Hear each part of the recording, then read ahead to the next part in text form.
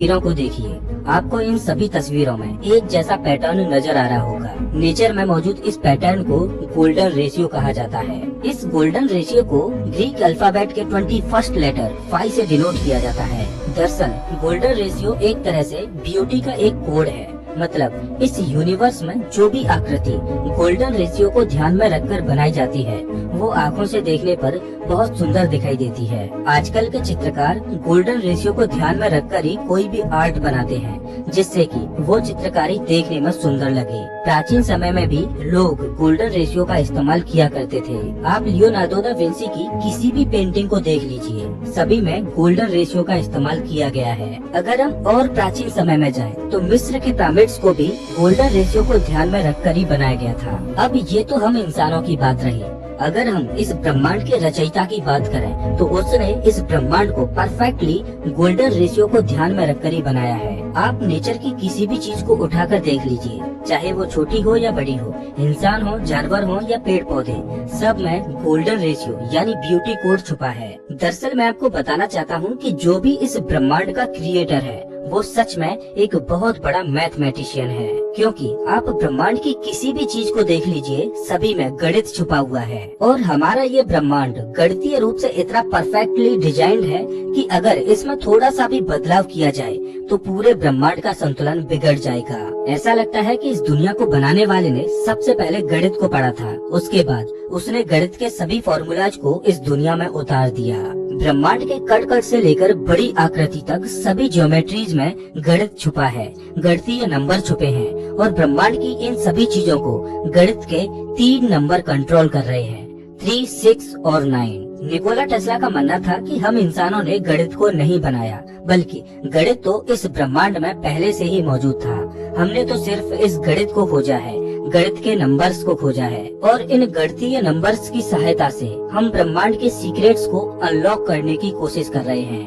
प्रकृति में जीवन की शुरुआत सिंगल सेल से होती है, चाहे कोई इंसान हो या जानवर, सभी के माँ के गर्भ में बनने की शुरुआत सिंगल सेल से ही होती है।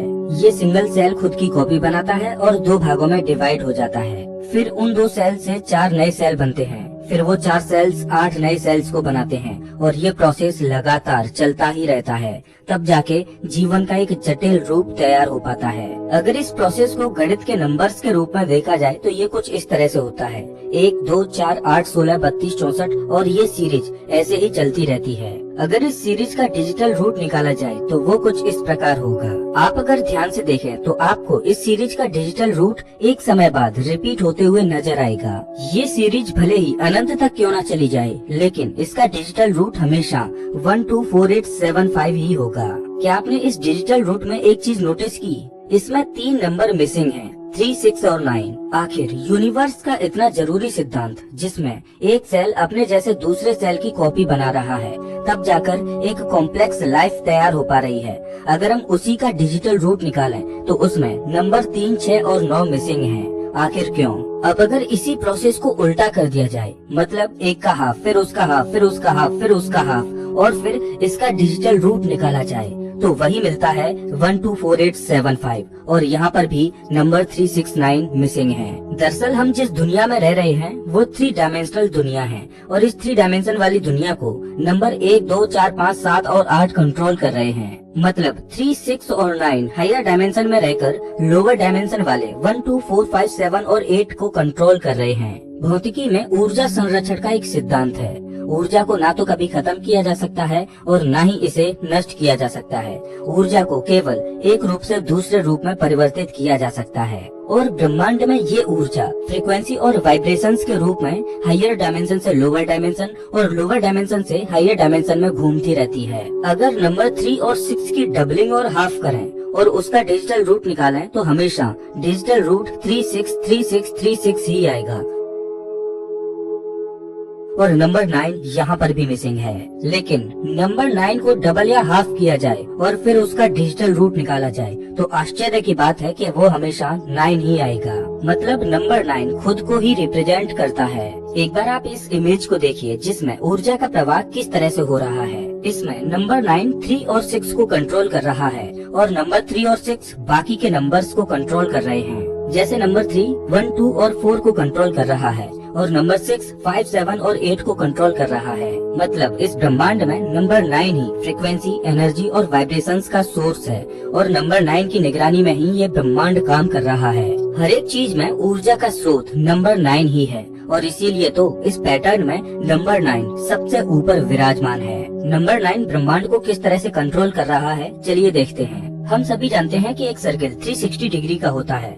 अगर इसका डिजिटल रूट निकाला जाए तो 9 आएगा। अगर सर्किल को आधा किया जाए तब भी डिजिटल रूट 9 होगा। आधे सर्किल को भी आधा किया जाए तब भी डिजिटल रूट 9 होगा। उसका आधा डिजिटल रूट 9, उसका आधा डिजिटल रूट 9 और इस तरह से सर्किल को आधा करते करते एक समय ऐसा आएगा जब हम सिंगुलरिटी पर पहुंच जाएंगे और सिंगुलरिटी पर भी डिजिटल रूट 9 होगा। अगर हम दूसरी ज्योमेट्रीज जैसे पॉलीगन्स को देखें तो एक ट्रायंगल के तीनों एंगल्स का सम 180 डिग्री होता है और इसका डिजिटल रूट 9 होगा। स्क्वायर के चारों एंगल्स का सम 360 डिग्री होगा लेकिन डिजिटल रूट 9 होगा। Pentagon digital root 9, hexagon digital root 9, heptagon digital root 9, octagon digital root 9। चाहे हम कोई भी पॉलीगन ले लें, डिजिटल रूट 9 ही होगा। लेकिन क्या आपने एक चीज नोटिस की कि जैसे जैसे पॉलीगन की साइड्स बढ़ती जा रही हैं, वैसे वैसे ये एक सर्किल की शेप लेते जा रहा है और ये प्रोसेस अनंत तक चलता रहेगा।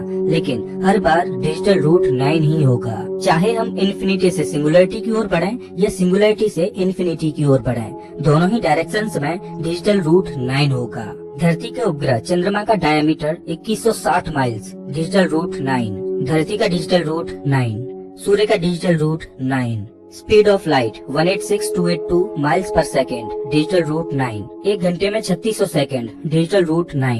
एक दिन में 1440 मिनट, डिजिटल रूट 9। एक दिन में 86,400 सेकेंड्स, डिजिटल रूट 9।